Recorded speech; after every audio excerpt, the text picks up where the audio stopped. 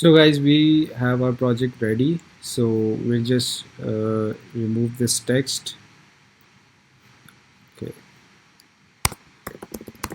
add a word and expo start to start our project.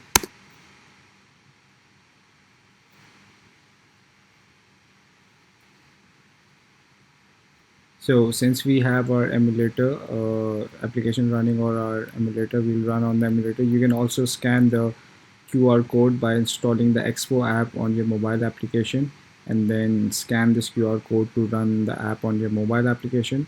Since we are running on an emulator, we'll use the Android device emulator to run the application.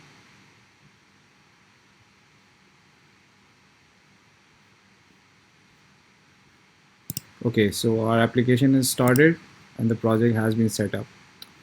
That's great.